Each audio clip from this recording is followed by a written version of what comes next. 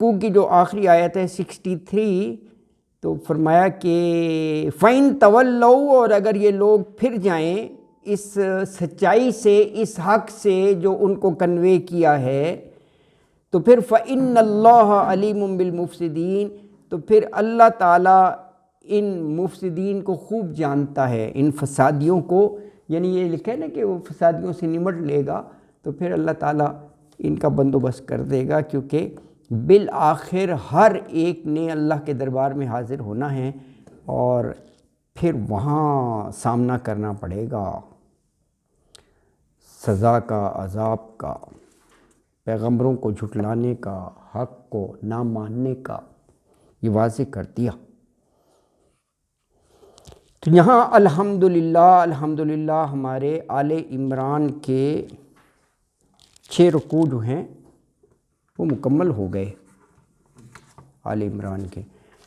اب آگے رکوع نمبر 7 ہے، 7، وہ 64 سے 71 آیات تک ہے۔ تو پہلی آیت جو ہے 64، فرمایا قُلْ يَا أَهْلَ الْكِتَابِ تَعَالَوْا إِلَىٰ كَلِمَةٍ سَوَاءٍ بَيْنَنَا وَبَيْنَكُمْ أَلَّا نَعْبُدَ إِلَّا اللَّهَ وَلَا نُشْرِكَ بِهِ شَيْئًا وَلَا يَتَّخِذَ بَعْضُنَا بَعْضًا أَرْبَابًا مِّن دُونِ اللَّهِ فَإِن تَوَلَّوْا فَقُولُوا اشْهَدُوا بِأَنَّا مُسْلِمُونَ۔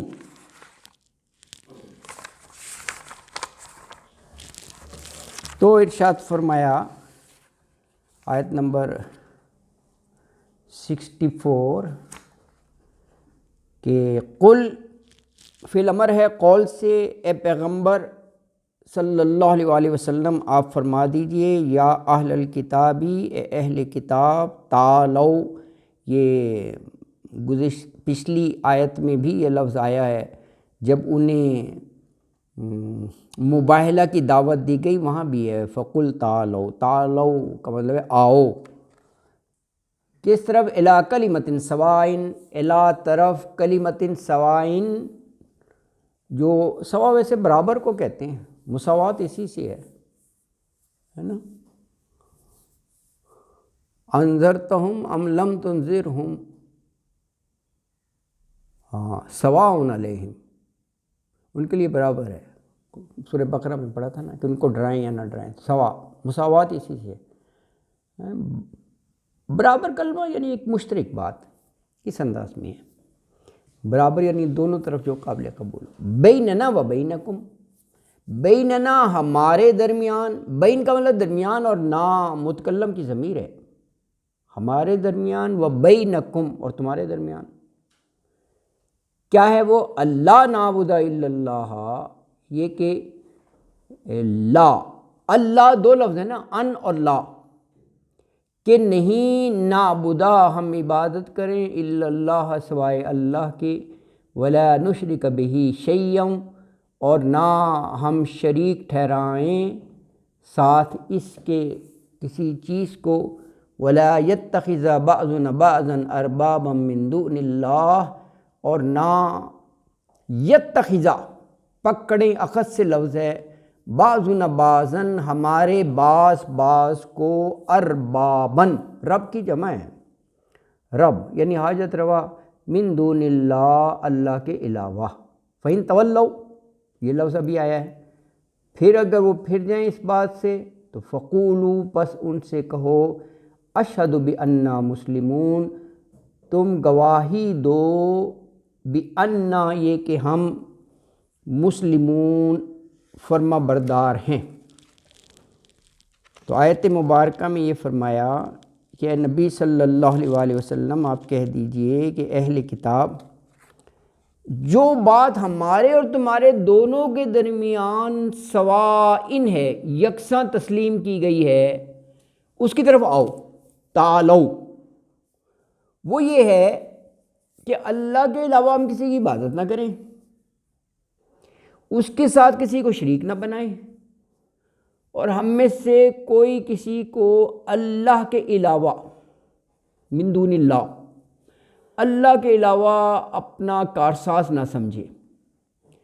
اگر تو یہ لوگ اس بات کو نہ مانیں، تولو نہ مانیں، تو پھر ان سے کہہ دو کہ تم گواہ رہنا کہ ہم تو اللہ کے فرما بردار ہیں۔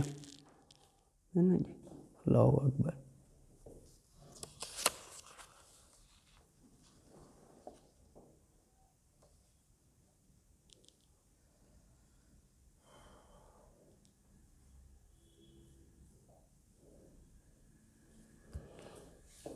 تو اس میں دعوت ہے ان کو، اہل کتاب کو، کلمہ سوا کی طرف۔ کلمہ سوا کیا ہے؟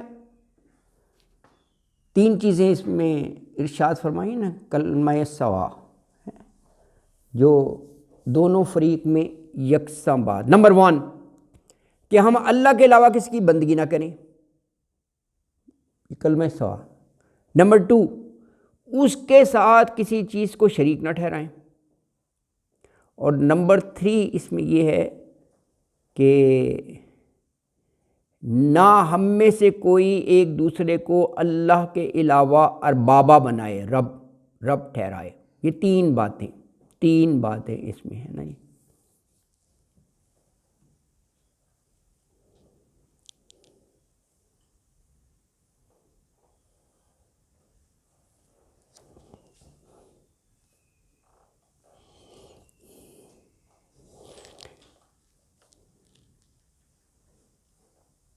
یہ اربابہ کا لفظ جو ہے یہ وہاں بھی ہے یار، یہ سورہ بقرہ کی آیت 31 میں ہے۔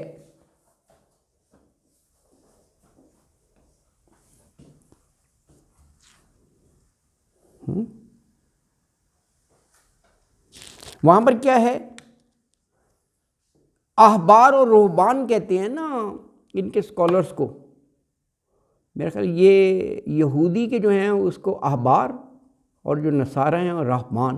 قرآن میں آیا نا لفظ احبار اور رہبان، تو اسی مناسبت سے یہ آیت 31 سورہ بقرہ کی، تو وہاں وہ فرمایا کہ اتخذوا احبارہم و رہبانہم، یہ لوگ اپنے احبار اور رہبان ہی کو اربابہ بنا لیتے ہیں من دون اللہ، اللہ کو چھوڑ کر۔ یہ سورہ بقرہ کی آیت 31 میں ہے، احبار اور رہبان ہیں یہ لفظ۔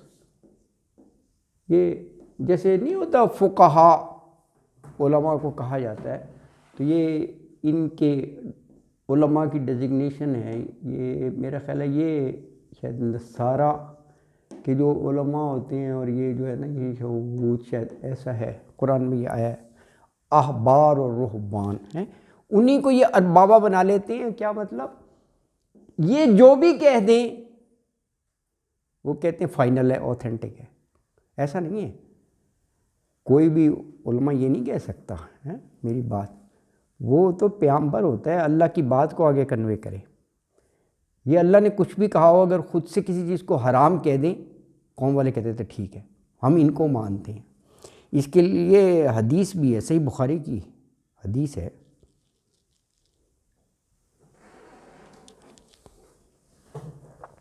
کیا حدیث ہے؟ میں تھوڑا سا مفہوم بتا دیتا ہوں۔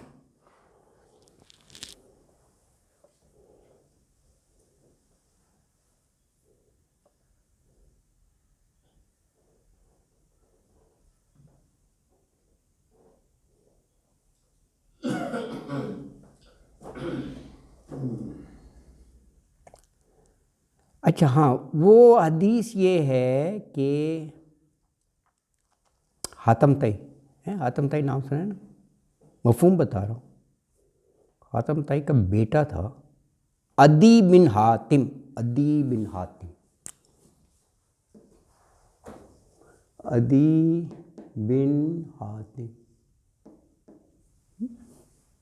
یہ رسول اللہ صلی اللہ علیہ وسلم کے پاس ایک مرتبہ آیا، اور یہ آ کر کہنے لگا رسول اللہ کی خدمت میں کہ جی یہ آپ قرآن سے تبلیغ کرتے ہیں، قرآن میں آیا ہے کہ انہوں نے احبار اور رہبان کو اللہ کے علاوہ ارباب بنا لیا۔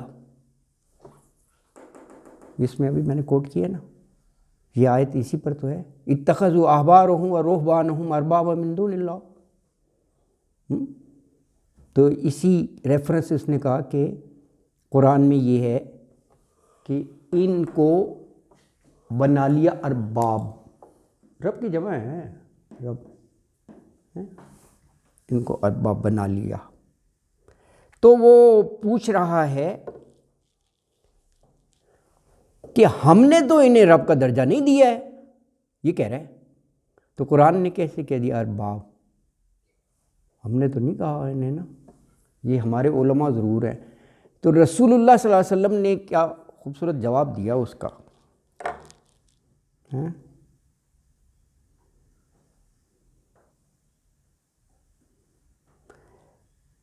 انہوں نے یہ فرمایا کہ انہم لم یکونوا یعبدونہم، یہ صحیح ہے، لم نہیں تم ان کی عبادت کرتے، تم یہ کہنے میں صحیح ہو ہم نے تو ارباب نہیں بنایا، یہ کہا صحیح ہے، لم یکونوا یعبدون۔ آگے فرمایا وَلَكِنَّهُمْ كَانُوا إِذَا أَحَلُّوا لَهُمْ شَيْئًا اسْتَحَلُّوهُ،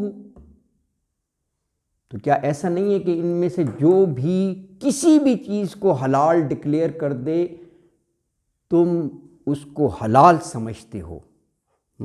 اور کہا اذا حرموا علیہم شیئا حرموہ، یہ لوگ اگر کسی بھی چیز کو حرام ڈکلیئر کر دیں تو تم حرام سمجھتے ہو، تو کہا تم ٹھیک ہے عبادت تو نہیں کرتے، لیکن یہ لوگ کسی شے کو حلال قرار دے دیں تو حلال مان لیتے ہو، حرام قرار دیں تو تم حرام بنا لیتے ہو۔ تو کہا اور ارباب کیا ہوتا ہے؟ یہی ہے ارباب، کیونکہ یہ حلال اور حرام کا جورسڈکشن صرف اللہ کے پاس ہے، پیغمبر بھی وہی آگے کنوے کرتے ہیں کہ اللہ نے یہ حرام کر دیا، حرم اللہ، اللہ نے حرام کر دیا، یہ انسان کو نہیں دیا کہ جسے چاہے حرام کر دے چاہے حلال کر دے، ہے نا جی۔ تو یہ ارباب اس معنوں میں ہے۔ تو فرمایا کہ تم ولا یتخذا، منع کیا، نہ کرو، نہ بناؤ بعضنا بعضا اربابا من دون اللہ، یہ یعنی کلمہ سوا اس طرف بلایا کہ اللہ کو چھوڑ کر کسی اور کو ارباب نہ بناؤ۔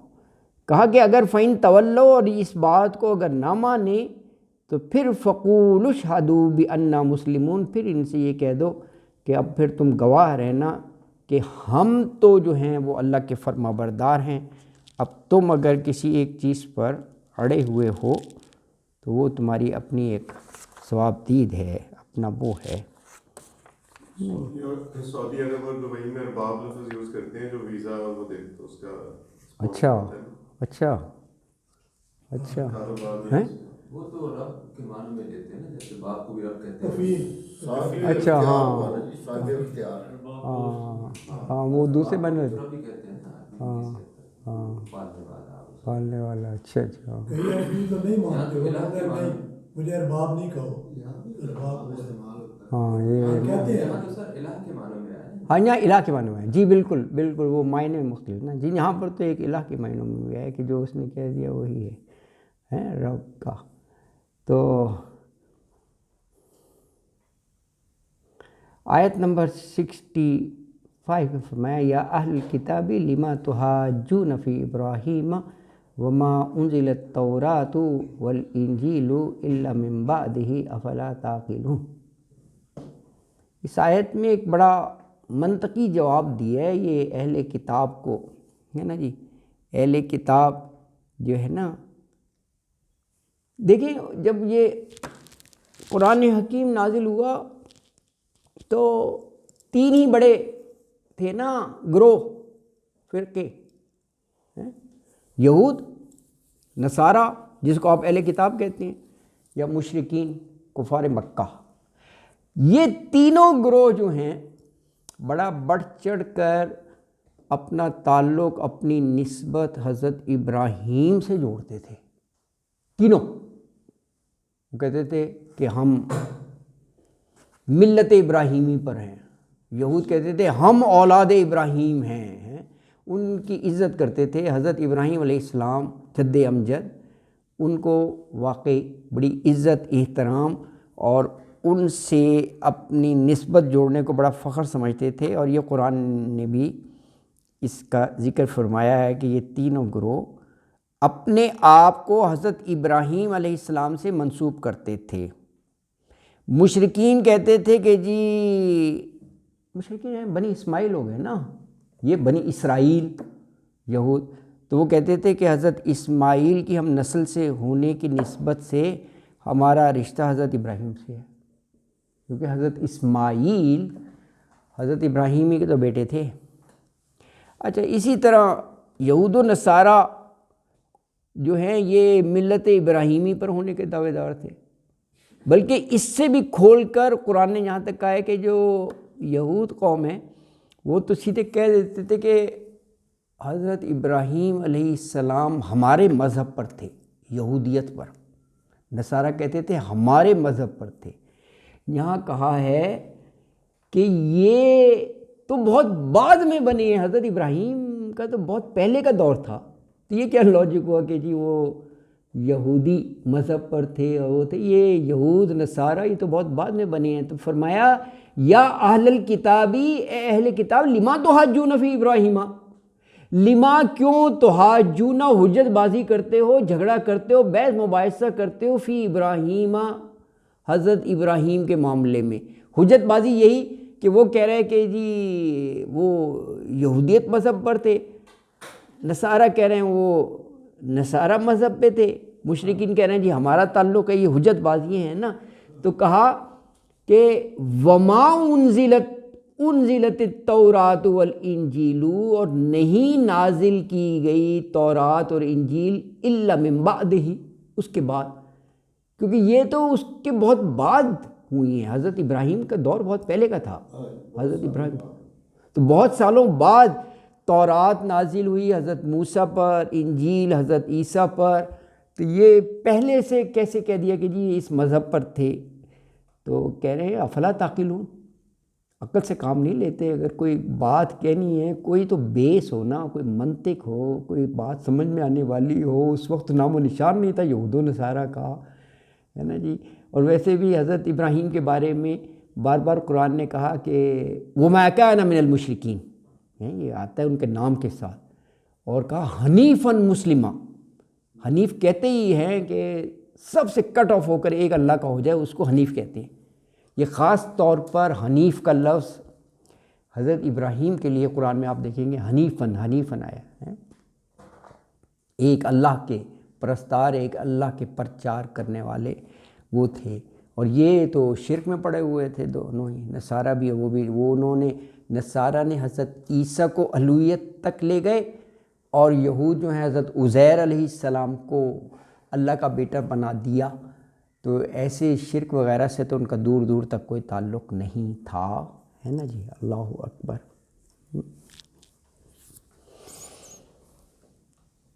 تو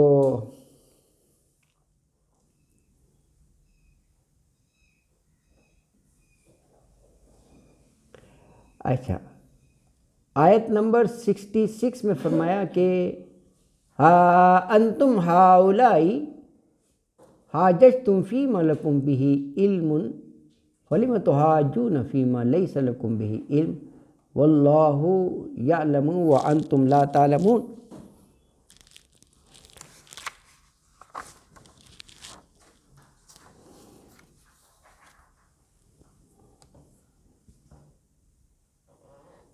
تو فرمایا کہ آیت نمبر 66، ہاں انتم ہؤلاء، ہاں تم ہی تو ہو، یہ اس انداز میں ہؤلاء، حاذا اور حاذی کا جمع ہے نا، حاجج تم، یہ وہی حجت سے ہے جو اوپر لفظ آیا تحاجونا، حاجو کا کتنے لفظ آئے ہیں وہی ہے، جھگڑا کیا تم نے، فیما اس میں، لکم تمہارے لیے، بہی اس کا، علم ہے، تو فلم تحاجونا، تو پس کیوں، فلم تحاجونا، جھگڑتے ہو، حجت بازی کرتے ہو، فیما لیس لکم بہ علم، اس میں کہ نہیں ہے تمہارے پاس کوئی علم، واللہ یعلم، اور اللہ جانتا ہے، وانتم لا تعلمون، اور تم نہیں جانتے۔ تو اس آیت میں یہ کہا گیا ہے کہ دیکھو ایسی بات میں تو تم نے جھگڑا کیا ہی تھا جس کا تمہیں کچھ علم تھا، مگر ایسی بات میں کیوں جھگڑتے ہو جس کا تمہیں کچھ بھی علم نہیں ہے، اور اللہ جانتا ہے اور تم نہیں جانتے، ہے نا جی۔